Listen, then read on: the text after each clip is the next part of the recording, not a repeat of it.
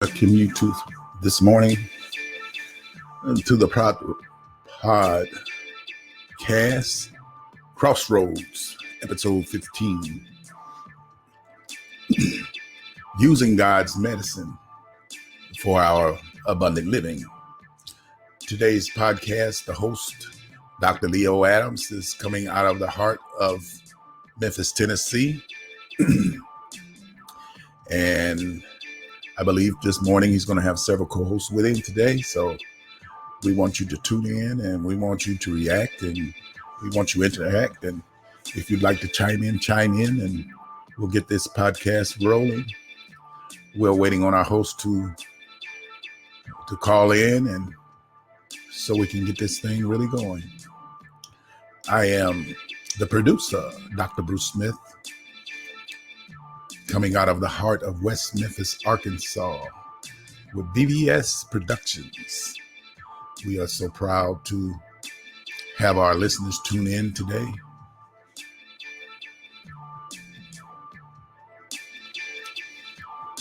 This series on using God's medicine for our abundant living has been an awesome series. It's been awesome. Been a very awesome, I say it again, a very awesome podcast. A lot of people have been helped. A lot of people have been informed. And we're just so glad to be able to produce this podcast on this station. We're waiting on everyone else to go ahead and call in.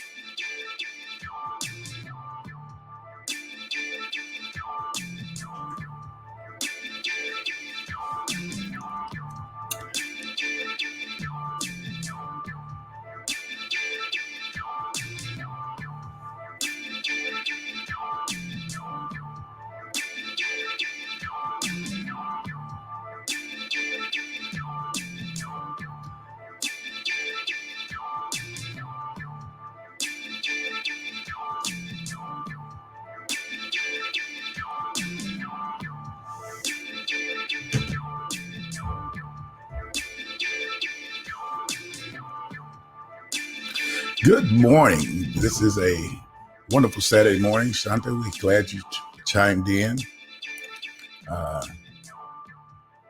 Pastor, we're glad that you chimed in. And if we could get you to go ahead and hit that phone button and get all the way in so we can start communicating back and forth until our host gets here. There we go. We have to remember that process, part of the process. How are you doing this morning, Shanta? Good morning. I am well. How are you, Mr. Bruce? I am doing very good. I'm excited to be here. This is a busy day. We had to change our time because we got other commitments also today. So it's going to be a very busy day. Oh, wow. Yeah.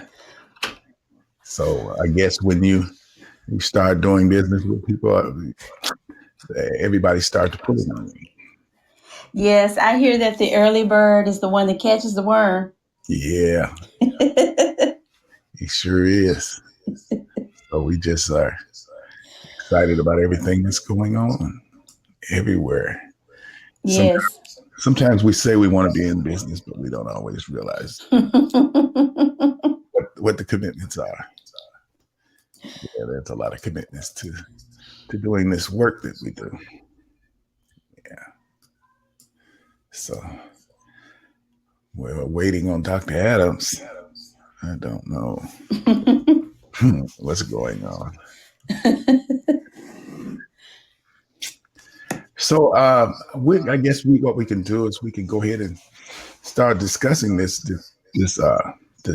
oils until Dr. Adams get in here. What are some of the benefits that you have gotten from using the oils? Well, Mr. Bruce, I can tell you that I have seen some tremendous benefits with using Hmm. the essential oils. Right. And I'll say one of the smallest benefits that that we tend to, especially for women, we love the way that things smell. And if something doesn't smell good, we're not going to use it. Right.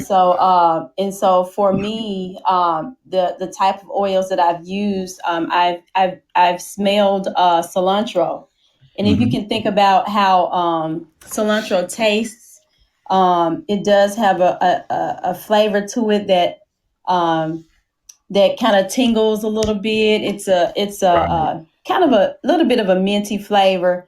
But this particular oil that I've used with cilantro uh, just to put it in my diffuser and let it Right. permeate throughout the air.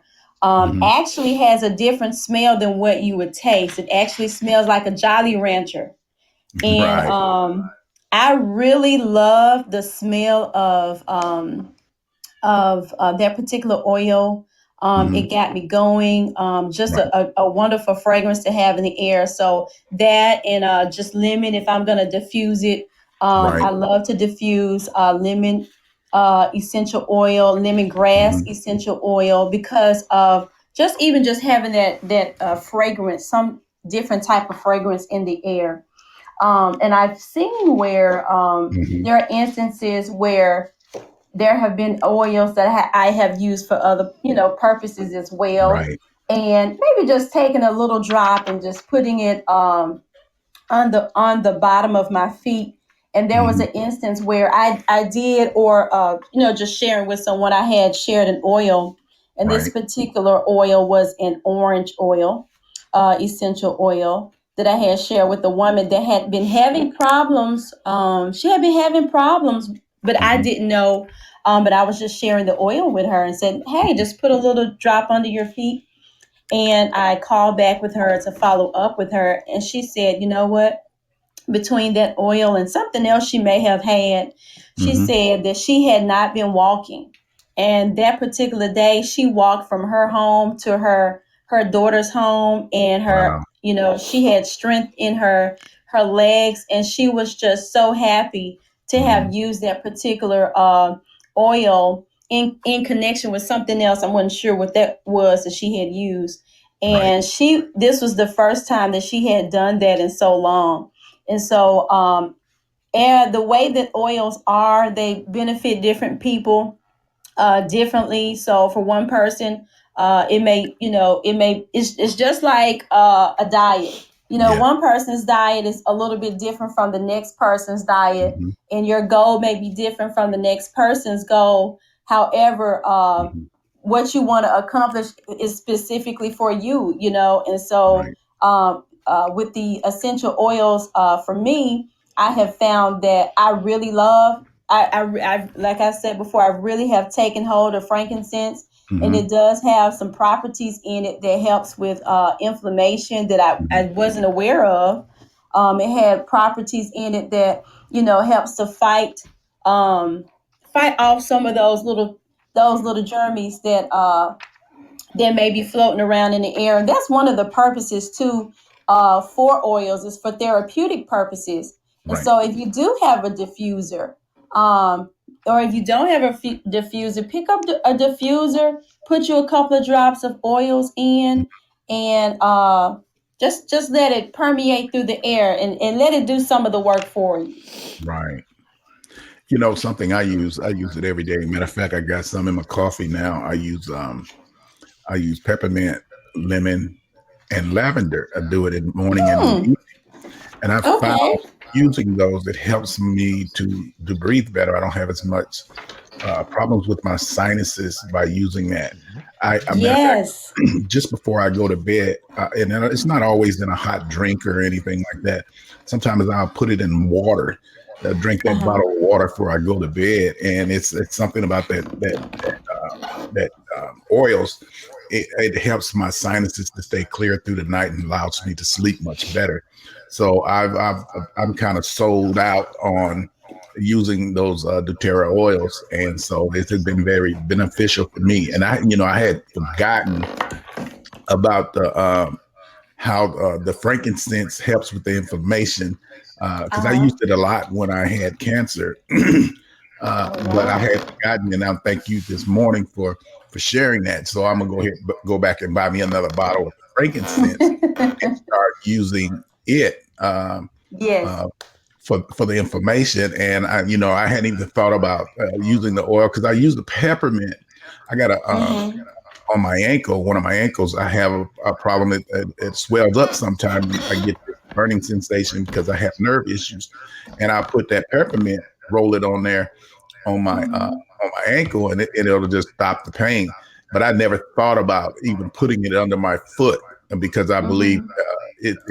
it'll if you put that stuff under your foot, it will go Mm-hmm. throughout your whole body. So I'm going to try that today and see how much better it even gets even there. But we see that our host has arrived.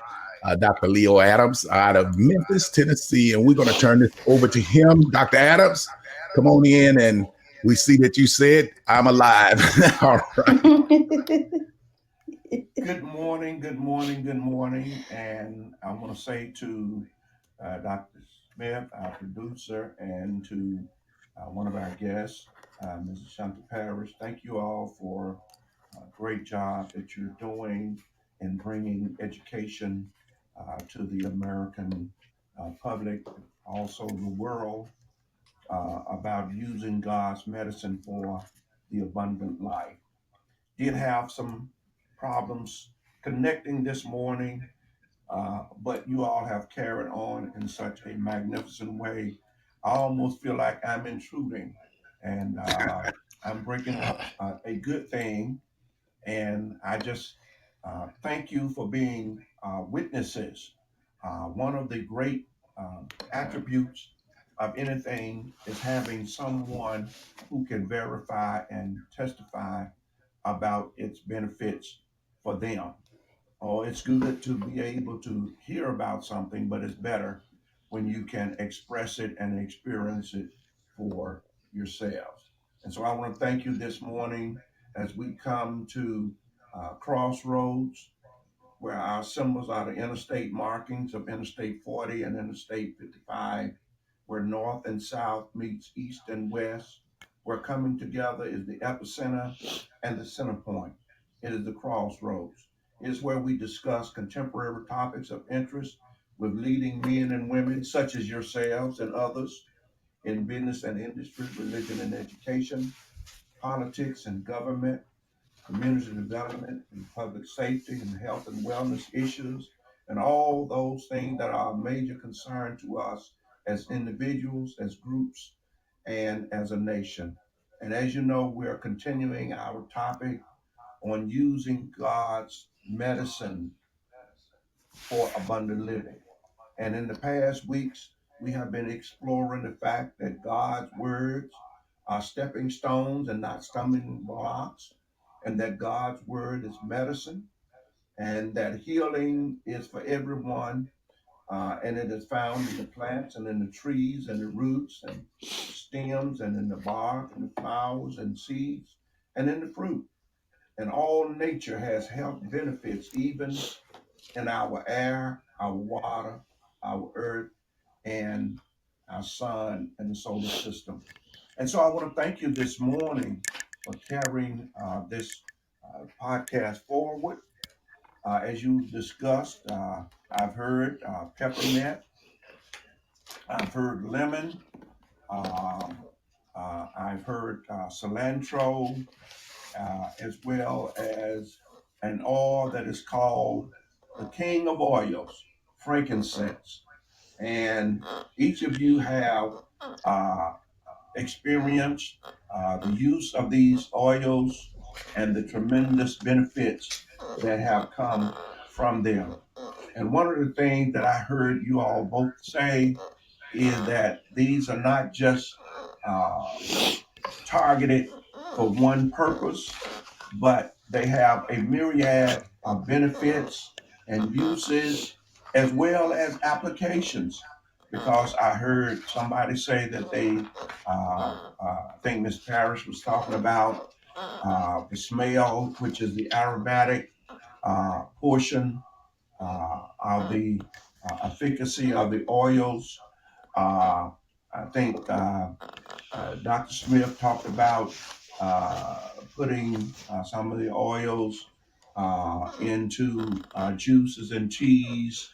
And then I heard the application up under the bottom of the feet, which rapidly gets these oils, because of the molecules being so small, they can penetrate within the cells, as well as all the way to the top of your head and your brain, as they break the blood-brain barrier and act as a medicinal component to help to stimulate not only the olfactory system, and you were talking about with your breathing, your respiratory, but also those germs and bacterias and viruses and microbials that may be inundating our bodies, bringing about some negative side effects and health benefits. And so I want to thank you all this morning. If you're on the line and if you have a question on this morning to any of our panelists, I want to ask you, even Mr. Parrish, if you're on, if you have any input. I owe all of this to you all because you all introduced me to the essential oils many years ago. And so I want to thank you so very much. They have been such a blessing to me to know that God has provided us with health benefits through Him saying, "Let there be." And so we do have a question uh, this morning. And before we get to that question, well, I'm going to give you the question. And it said, Dr. Adams, can you explain why the FDA won't approve essential oils for healing and other medicinal products? And we will get to that in just a moment. The question that I had posed this morning, and we'll come back to our question, was what segment of the American population has been affected by the coronavirus? What segment of the American population has been affected by the coronavirus? And most of you in that question, the answer probably would be for you would be every segment of the American population had been affected by the coronavirus. And I would say this, that there is no other topic right now that is more prevalent in the minds of the population in America than what is going on as far as health and wellness, especially dealing with COVID-19, the coronavirus. Even the great marathons and walkathons and all of these run for the cure and bikeathons and telethons and all of these things as it relates to cancer and other debilitating diseases has now seemed to have taken a back step to the coronavirus. And if we will look at every system, especially our economic system, as it relates to jobs, as it relates to people being laid off and receiving terminal letters because their businesses and industries are having to downsize, is placing a tremendous amount of strain on the economic system and jobs at this time.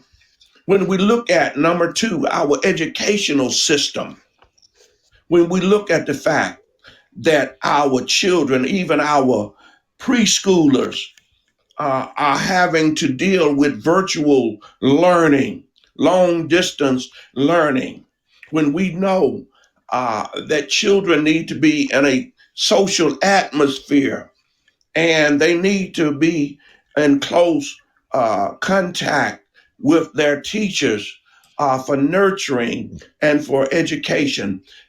That is affecting the education system, the adults, the teachers, the administrators, and even the parents who have to make so many adjustments because of the coronavirus affecting the educational system, which also is affecting them economically.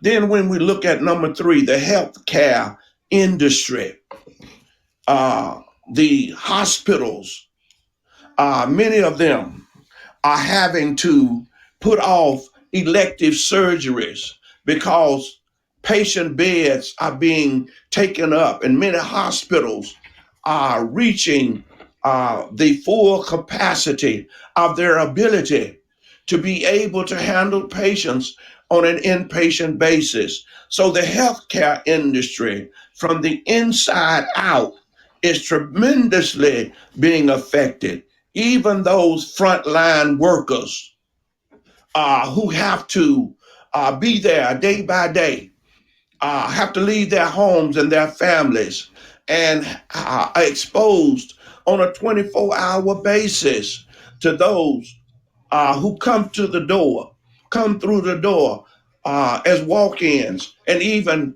on an emergency basis. They have to see these people and provide care, but also are conscious of the fact that they too can fall victim to the coronavirus. And so the healthcare industry is being stressed and being strained tremendously to meet the challenges of health and wellness in this 21st century. I could go on and on about healthcare, and I'm sure that as I speak, that some of you will also have some comments, and also have firsthand experiences as it relates to the healthcare industry. Also, our political system is being strained.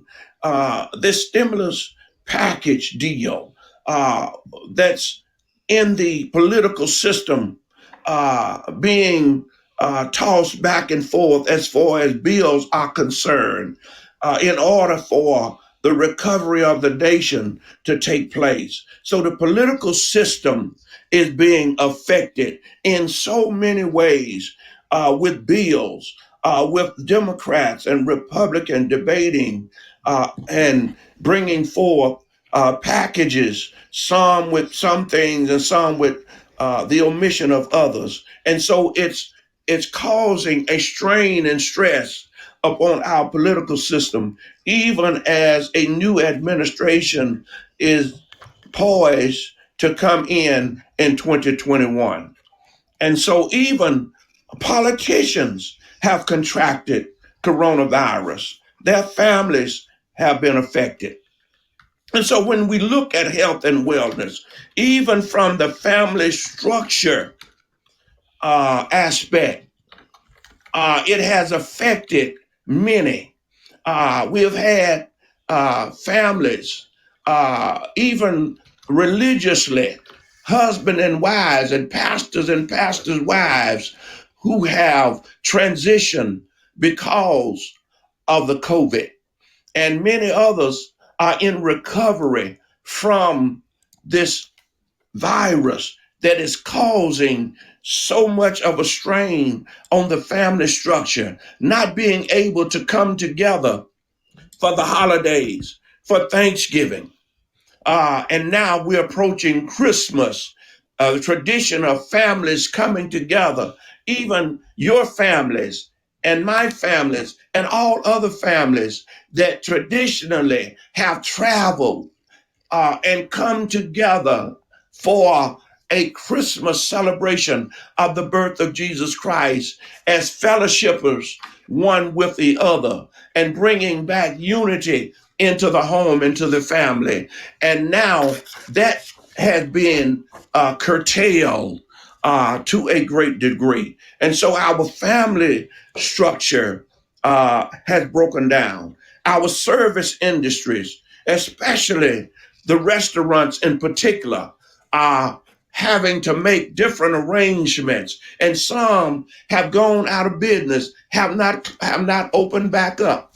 I know over in my neighborhood, the Shoney's restaurant that I used to eat in quite a bit has closed and is not open, is not serving people, and others are having to scale back their clientele in order to meet the mandates from the health department. Our court systems, trials are being put off. Uh, and not only that, but other procedures, legal procedures, are being curtailed. And there is a lot more Zoom meetings and other things that are going on, even in our court system. And so every segment of the American population has been affected. And we're dealing with God's medicine for the abundant life on today. And many will ask the question, why are you still dealing with this? I'm dealing with this because it is the number one issue in America at this time. And it's the driving force behind every other segment of our society. It does not escape race, creed, color, national origin, culture, educational attainment. It does not care. It affects every segment, rich, poor, the haves and the have-nots, and those that are trying to attain. And so when we go back to this question, Dr. Adams, can you explain why the FDA won't approve essential oils for healing and other medicinal products? And that's a good question. I think rather than Lee Adams giving the answer, I think the answer needs to come from the FDA itself. Why, in the midst of all of this worldwide pandemic, why are we limiting our options? Why are we asking the public to take a chance on the unknown when God has provided the known? And there is research after research after research. As a matter of fact, one of the tools that I use is a book called Modern Essentials, a contemporary guide to the therapeutic use of essential oils. And in this book, it has page after page after page of research references on these oils. Not just some hocus pocus, wave your hand, magic wand, smoke and mirrors, but I'm talking about evidence of the therapeutic use of essential oils. And yet, the American government, in the form of the FDA, the Food and Drug Administration, is not on the forefront of saying, let's not leave any stone unturned. Unturned. Let's not leave one stone in place. Overturn and turn over every stone that we can in order to make sure that the American people have everything they need at their disposal to fight this virus. And not only this one, but any in the future. And I want to say to the public, we have to demand. We have not because we ask not. And I think as a public, we have to do what other people do. We have to say to those that are in position of authority that it is not right. It is not right to leave out that which has been empirically documented and shown, researched to be an antidote that is available for the use of the people. And let the people themselves make that choice. One thing I will say is that we already know that they have already discovered that there are certain conditions that if you have them, you have to avoid a certain brand of corona vaccine because it has produced a side effect.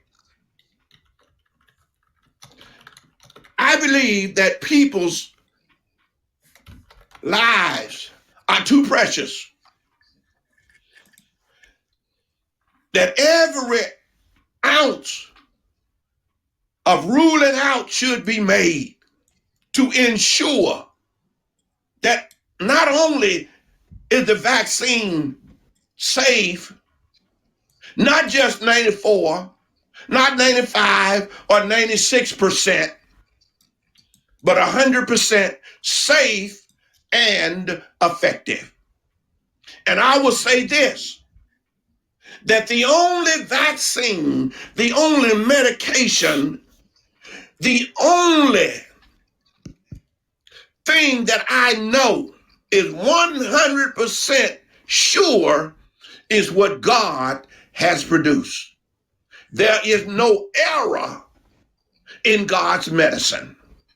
And people don't like, the FDA doesn't like people talking about using the word healing. It heals. As if healing is a word that can only be used in the medical MD profession. When we know that scripture tells us without a shadow of a doubt, look up the word heal as the base word, healed, healing, and anything that has to do with the word heal, it came from God himself. This is God's word. It is not the FDA's word. It is not the American Medical Association word. It is not the National Institute of Health's word. It belonged to God, because in the beginning was the word, and every language and every tongue emanated from God and the word of God, and that word became flesh. And so when we look at the question, why won't they approve? I will tell you this, that in France and in Western cultures, in Europe And in Asia, those governments and people have no problem with essential oils. They are part of the healing regimen, especially in the French medicinal practices, in the Chinese and Eastern practices. But yes, we know why. They have a vested interest in protecting themselves.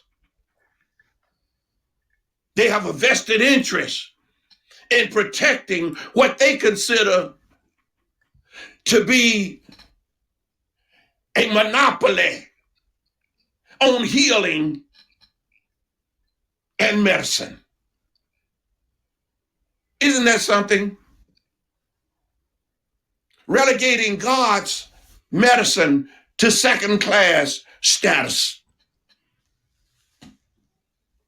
The second thing is nature, and the most important is nature cannot be patented. See, it's easy to make all of these rules and regulations, all of these directives, and determine what is and what isn't, what can be and what can't be. And when you do that, you exclude anything that you don't want because you know that you can't control it. And so that's one of the reasons, that's one of the major reasons why the FDA want to approve essential oils. It has a lot to do with the economic factor. The economic factor. And I'm not trying to pick on cancer because I know that cancer is debilitating and fatal. And we've lost many of our family members to cancer. But isn't it strange? When I was a little boy, I didn't know what cancer was. I just heard the adults, the family members talking about cancer. And they were talking about people who had it and those who had transitioned or died from it. It was nothing nice. And one of the things that I always asked when I was a little boy is, why aren't they working on this? Why aren't they working on a cure? And I remember as a little boy, I had a friend that had polio.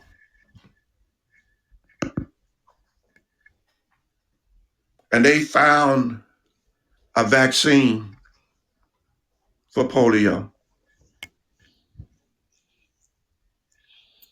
And I was so thrilled and I was so happy. And I said that if they could find a cure for polio, I know they can find a vaccine and a cure for cancer.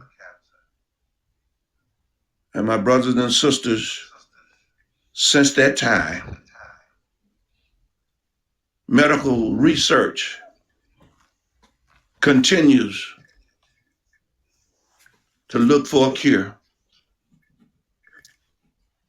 I remember in my early years, they said within 20 years, we'll have a cure for cancer. I was young. I was in my early 20s. And I said, well, by the time I turn 40 something, they'll have that cure. And it kept on, and every 4 or 5 years, they would say the same thing. And then they came out saying that the cure is just around the corner. And now 20, 25 years past that, I don't know how long that corner is, but we haven't reached that corner yet. And yet billions and billions and billions and billions of dollars are raised and donated in the race for the cure.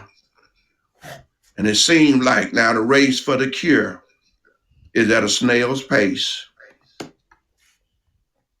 And I'm wondering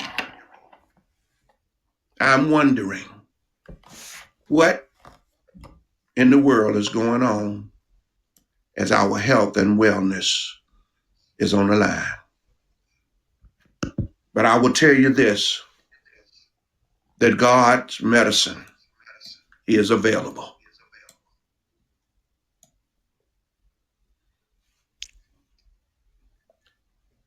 I have another question.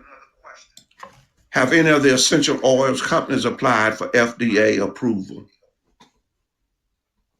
And I would say this, that they would probably get a door had probably already been slammed so many times. I would think one of the things that would happen, and I believe it's going to happen, is that some of these pharmaceutical companies are going to get smart.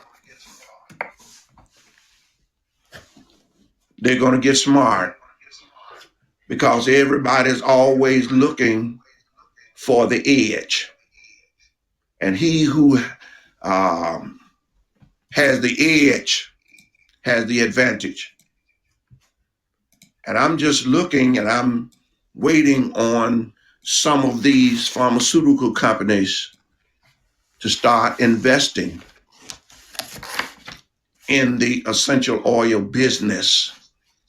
And that business would become another arm of their own pharmaceutical industry.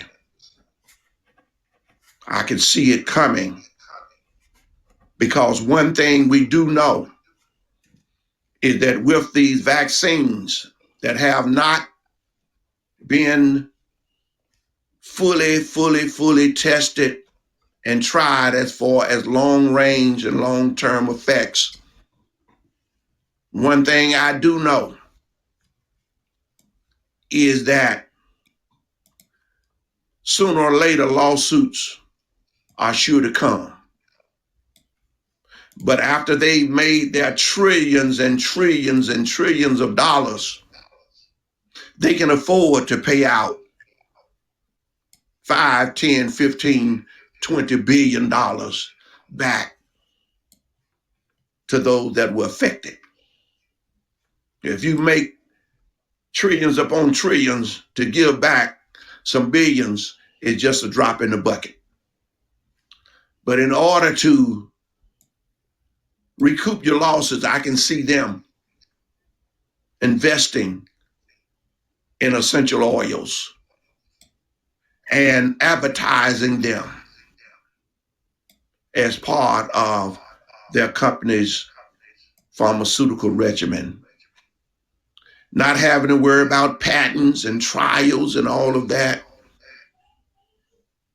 but being able to rapidly put them on the market with their advertising dollars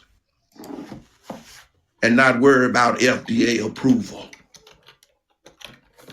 So that's what I see as far as, because companies don't need FDA approval for the essential oils. And many companies are now venturing into products that contain essential oils. And I can see their stockholders wanting them to move forward with major investments in essential oils. If you're on the line, Miss Parrish, Dr. Smith, I know I've said a lot and I'm sorry. I want you all to come back in. I'm sure you all have been taking notes as well. Pink Squirrel, I see you have joined.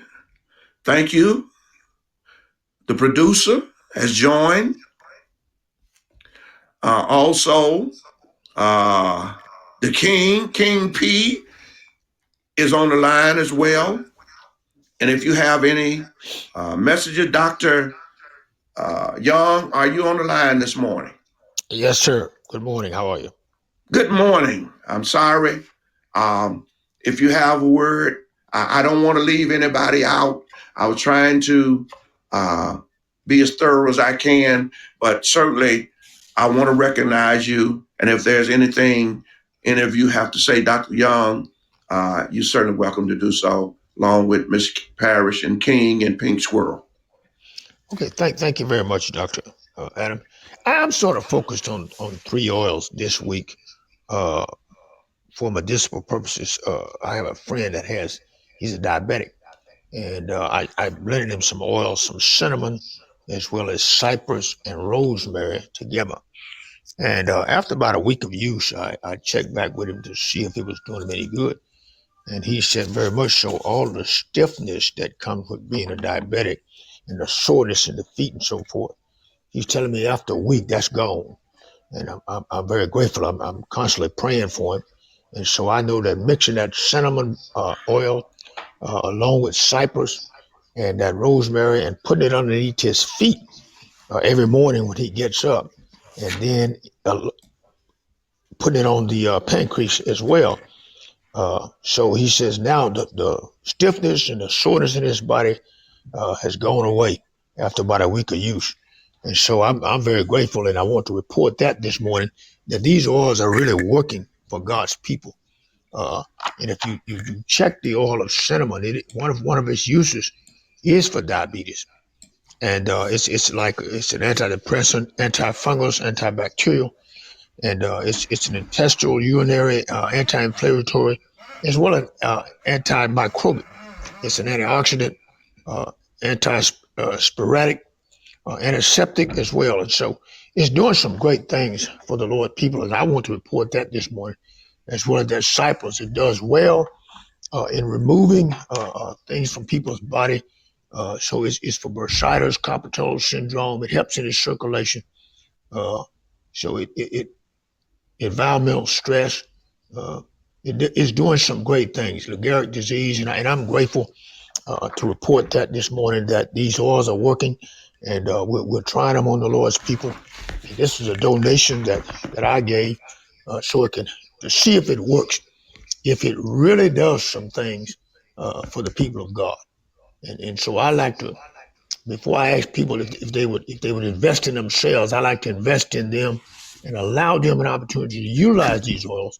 And then I say, now if it does you some good, then get it for yourself as well as recommend it to other people. And so that's what's going on right now. And I want to report that on these three particular oils together. We mixed them, blend them together with some coconut or fractionated coconut oil, and that's the way he's using them. Put them on the bottom of his feet, rub them in the mornings when he gets up out of bed, and he puts on his pancreas, and so it's working very well for him. So thank you for your time. All right. You've had a firsthand experience from Dr. Alan Young. Thank God for him and the use of oils and how he has allowed the Lord to use him to be a ministry to others. And thank you so very much for that testimonial. And we don't have to try to make people believe. All we say is that the only person that this oil has not helped are people who have not used them. Amen. I would like to, at this time, thank you so very much. My website is my.doterra, DOTERRA, my.doterra.com/Adams, my.doterra.com/Adams. And we would love for you to be a part of our team. We are a team. We want you to be a part of our team.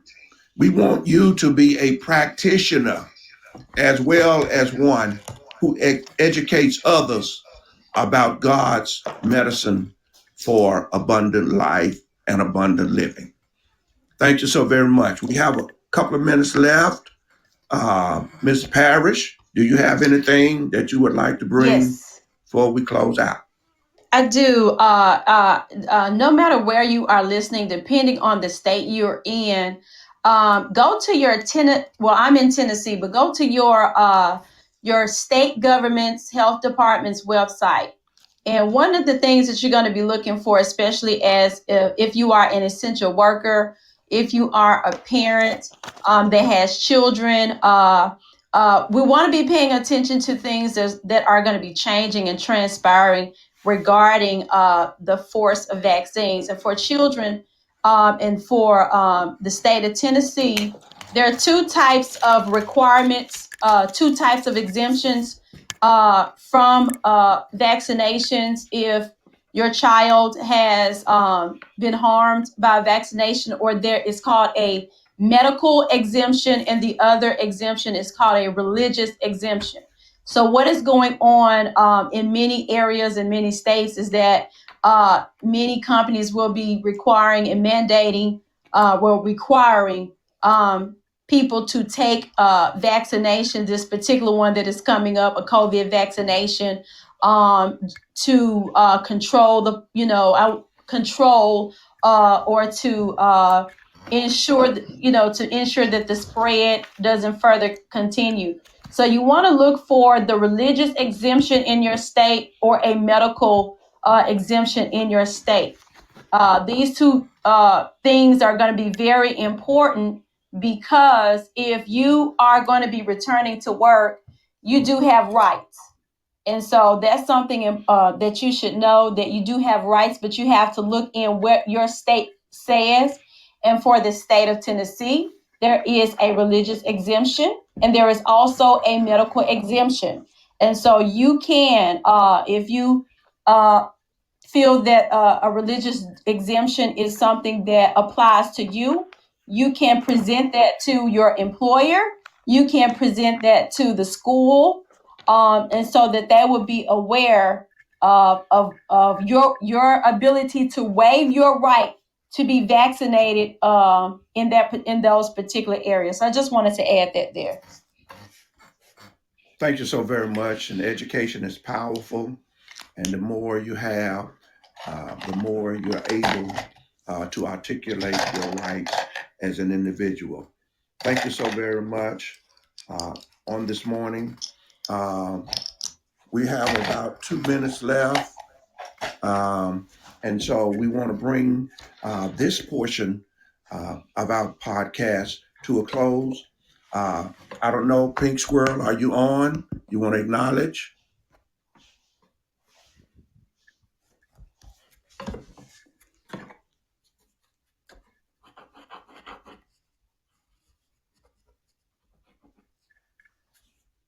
How about King P? Are you there?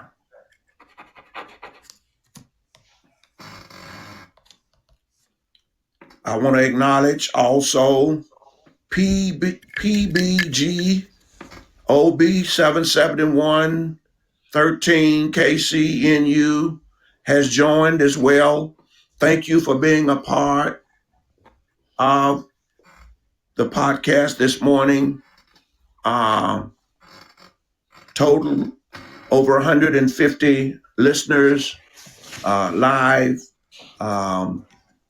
We know that are at least 6 that are listening live on this broadcast on this morning. Someone says mandatory vaccination will be coming.